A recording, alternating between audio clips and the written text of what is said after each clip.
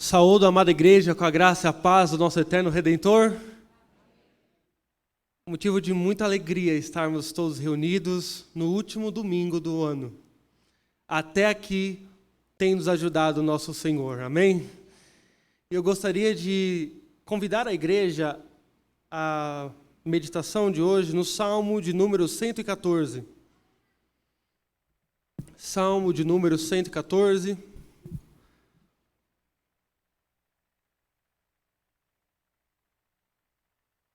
Sei que, como grande maioria dos habitantes do mundo, este ano e o que passou não tem sido nada fácil para você.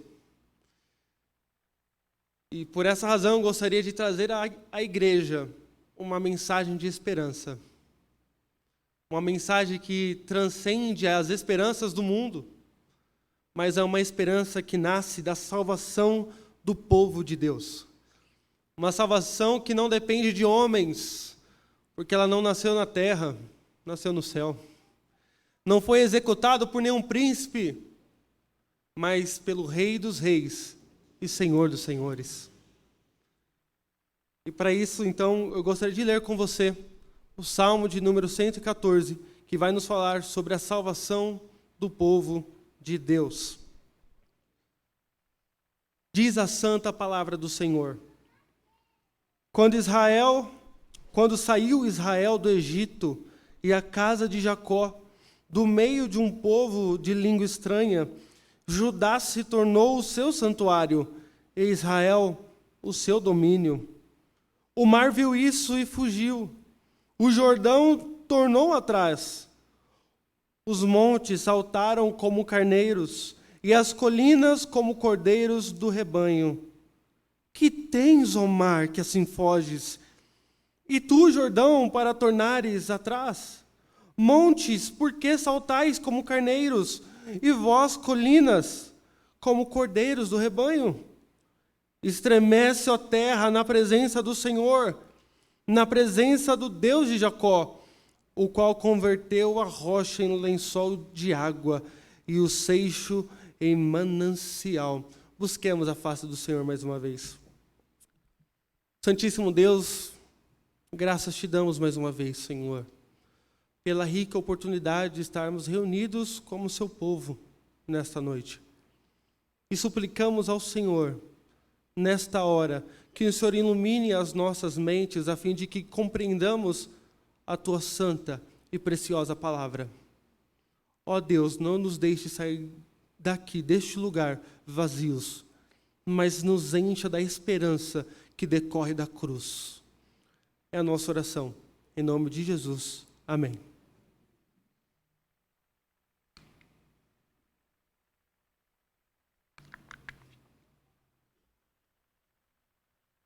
O Salmo 114, ele é um salmo muito especial. É uma obra de arte inspirada por Deus.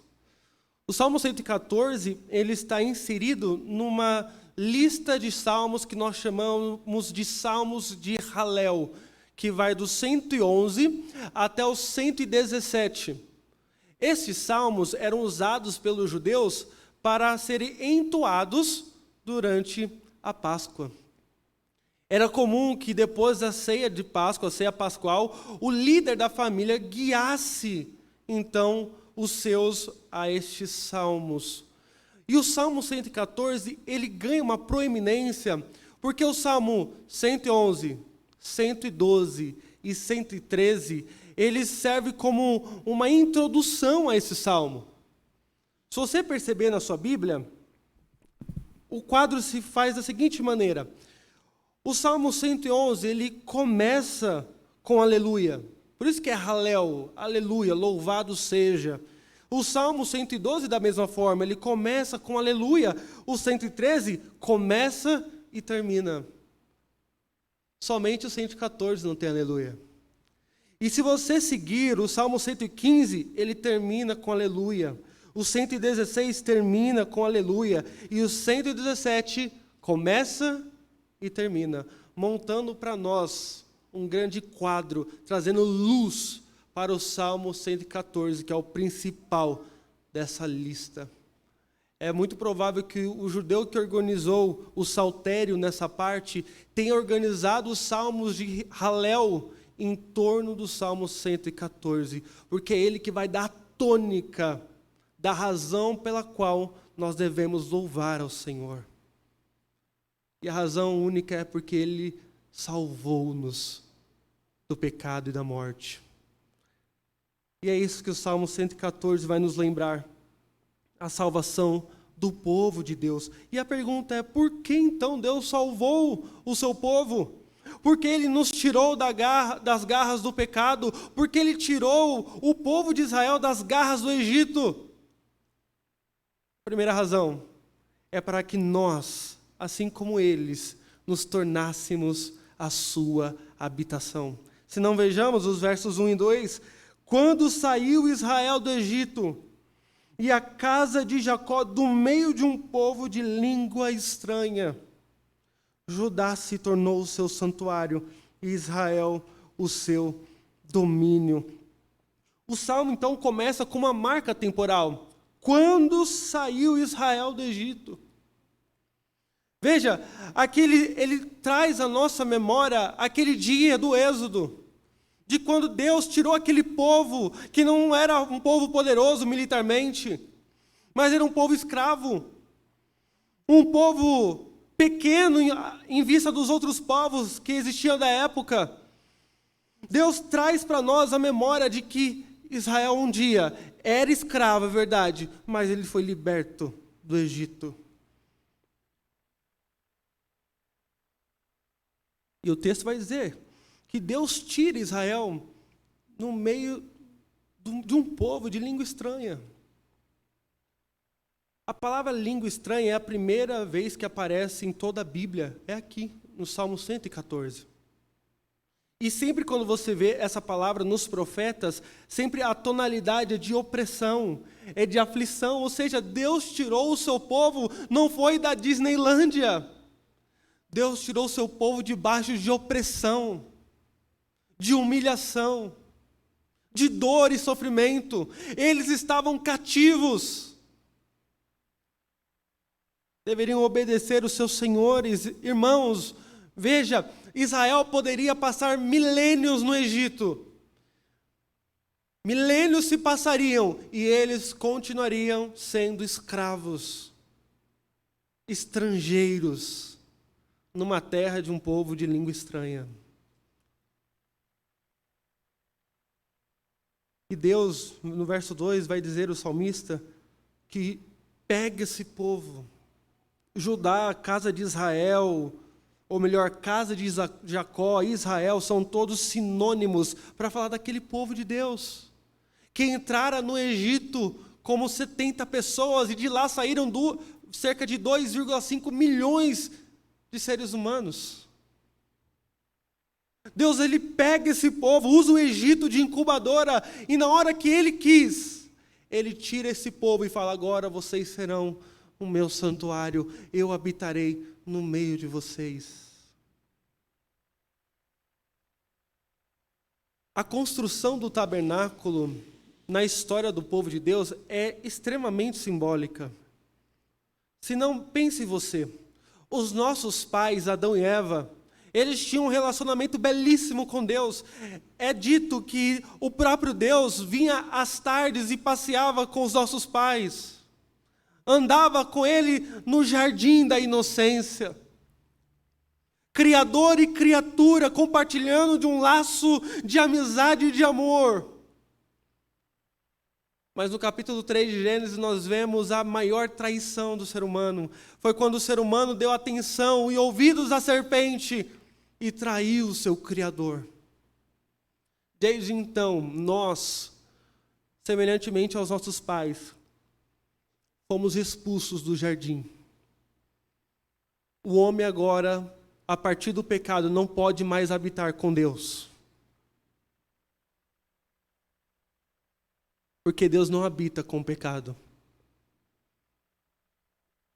Mas, quando Deus tira Israel de uma terra de servidão e chama Moisés e diz, Moisés, constrói uma casa para morar, constrói um tabernáculo e ali vocês vão me adorar. É Deus dizendo: vocês não podem vir morar comigo ainda, mas agora eu morarei no meio de vocês. Ali eu serei adorado, eu serei o Deus de vocês e vocês serão o meu povo. Aqui, no meio do ajuntamento solene, eu vou declarar o meu domínio e eu estarei com vocês. Irmãos, um dos maiores estragos que a pandemia causou, e ela causou vários, é verdade, não foi tanto econômico. Houve sim um estrago econômico, houve um estrago político, o estrago na saúde nem se fala, é estarrecedor. Mas no meio do povo de Deus, a pandemia trouxe à tona sintomas de uma doença já muito antiga no nosso meio. É a falta de percepção do que significa estar no meio do povo de Deus. A pandemia trouxe confusão para o nosso meio. Às vezes agora é mais cômodo ficar em casa e assistir online. É a mesma coisa, irmãos, não é a mesma coisa. Não confunda a transmissão de um culto com o culto em si. A transmissão não é o culto da mesma forma que a foto da sua bela esposa, do seu belo marido, não é o seu marido. Dependendo de onde você estiver, da distância que você estiver, uma foto vem a calhar, mata um pouco a saudade, mas nada troca o contato físico. Porque Deus habita no meio do seu povo. Ele nos salvou, nos tirou do império das trevas para habitar no nosso meio.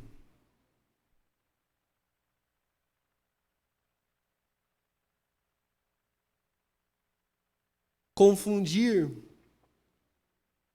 o culto público com o culto online é cair na tentação ou no erro de Pigmalião. Pigmalião foi um homem, segundo a mitologia grega, que andou procurando uma mulher ideal.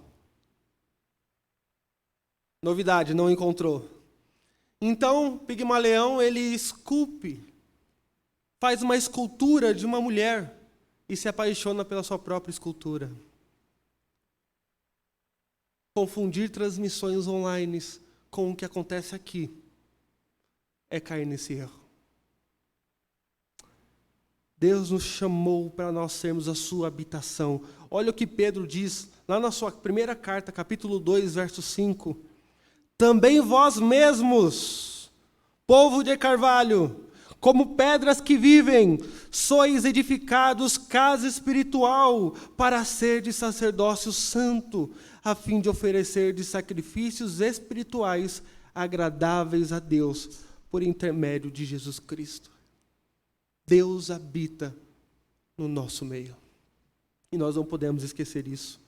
Mas o texto continua dizendo não apenas que Deus salvou o seu povo para que este servisse como a sua habitação, mas também para que o mundo visse a manifestação do seu poder. Se não, vejamos a partir do verso 3.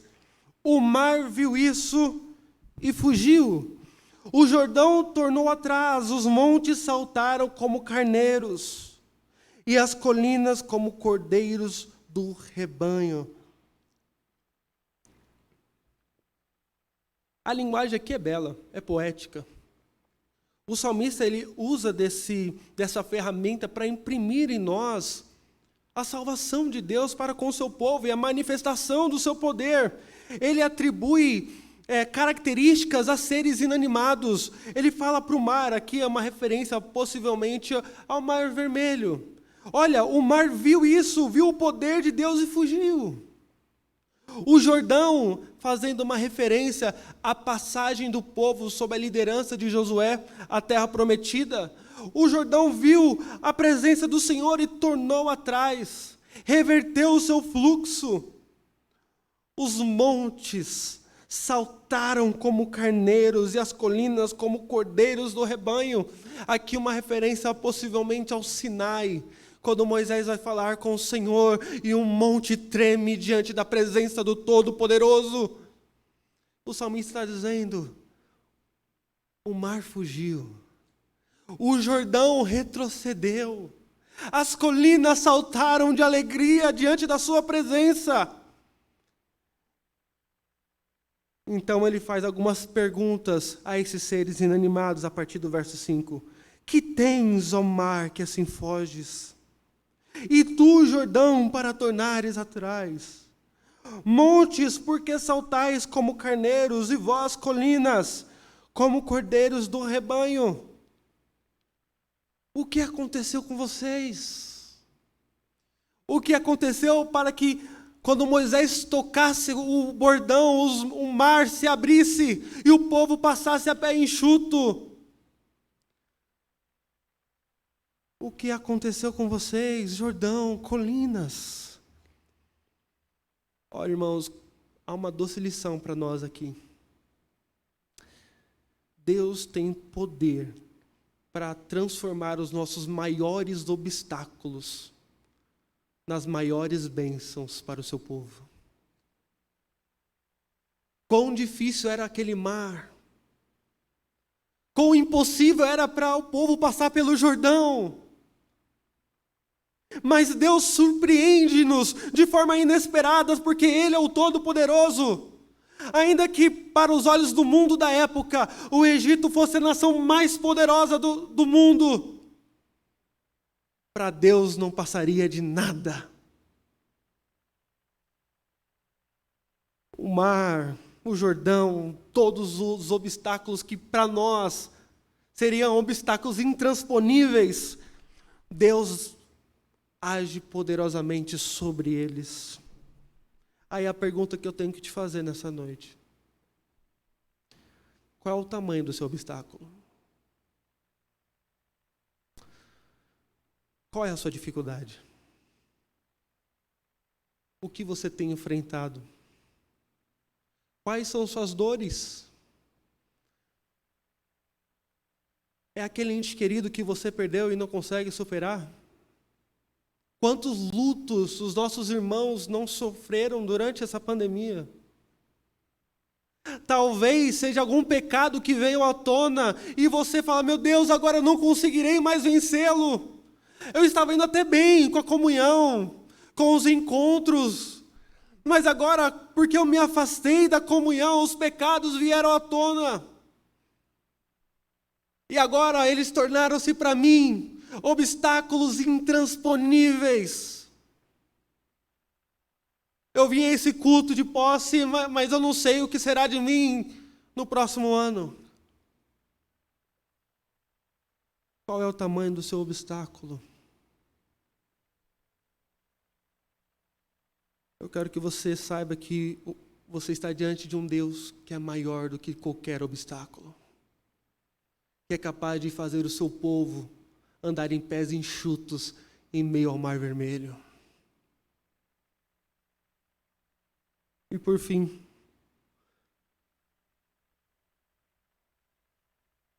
além de Deus nos salvar para fazer de nós a sua habitação, para fazer conhecido o seu poder, o desejo de Deus para todos os seus filhos é que nós o conhecêssemos mais. Se não, vejamos versos 7 e 8. Estremece, ó terra, na presença do Senhor. Veja que até agora ele não falou o nome de Deus. É nesse momento que ele vai nos apresentar. É agora que ele diz: olha, na presença do Deus de Jacó. Estremece, ó terra. Verso 8, o qual converteu a rocha em lençol de água e o seixo em manancial. Aqui é o clímax do salmo. Ele nos mostra que a razão pela qual o povo saíra do Egito, a razão pela qual o mar fugiu, o Jordão fugiu, os montes se estremeceram, é porque eles estavam diante da presença do Deus Todo-Poderoso. O Deus que nos tirou do império das trevas, é o Deus que faz sair água da rocha. Aqui ele lembra 2 episódios do povo no deserto, onde o povo teve sede, e Deus, por meio de uma rocha, tirou água. Irmãos, o ensino é claro, a presença do Deus de Jacó para nós é vida, e vida em abundância. É o suprimento para as nossas necessidades. Você está temeroso para o ano que vem? Se vai explodir alguma outra pandemia? Saiba que o Deus de Jacó estará conosco. E se precisar tirar água da rocha, Ele há de tirar. Lembre-se quando Jesus, certa feita, disse com uma mulher: mulher, se você beber da água que eu tenho a dar para você, você nunca mais terá sede. Ou seja, muito mais do que uma sede qualquer, Jesus está para matar a nossa sede espiritual, a nossa falta de senso de vida, de existência. É o vazio que por vezes permeia o nosso coração e você não sabe como preencher. É Deus te dizendo nessa noite: eu posso matar a sua sede. Jovem, eu posso matar a sua sede. Eu sou a resposta para os anseios mais profundos da sua alma.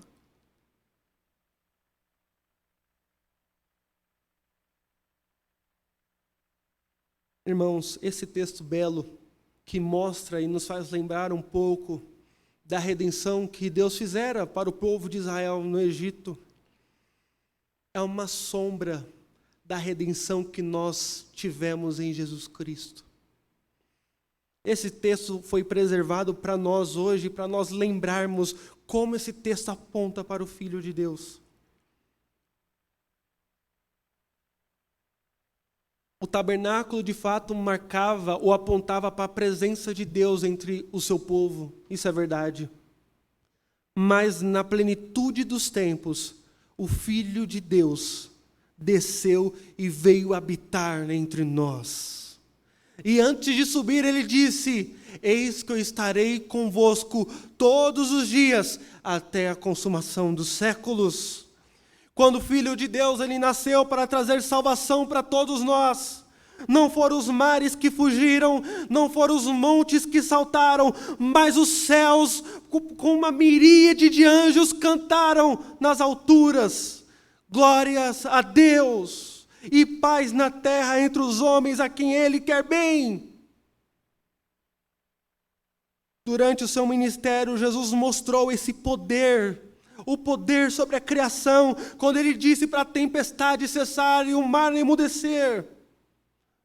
Os apóstolos viram e disseram: quem é este, que até o vento e o mar lhe obedecem? Ali estava o poder do Todo-Poderoso Deus. E na sua morte, na morte do Filho de Deus, houve grande terremoto, a terra tremeu, a ponto de rasgar o véu do templo. E diz o evangelista Mateus, que ali, em meio ao terremoto, havia um centurião romano que só sabia dizer: verdadeiramente crucificamos o Filho de Deus.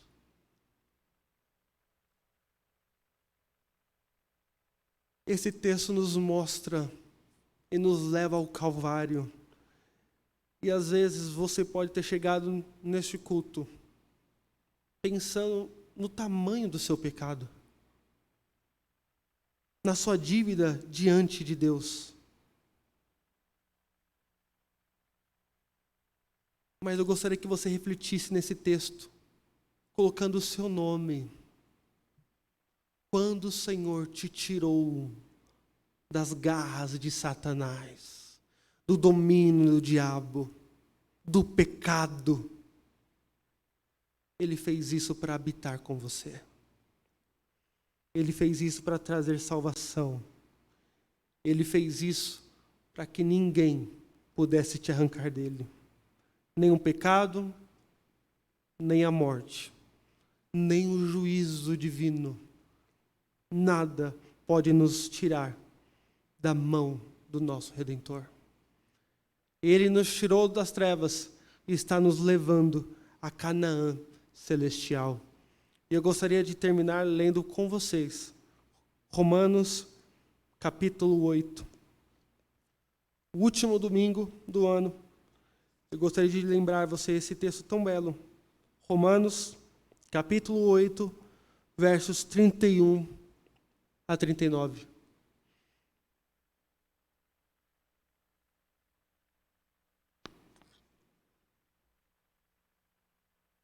Que diremos, pois, à vista dessas coisas?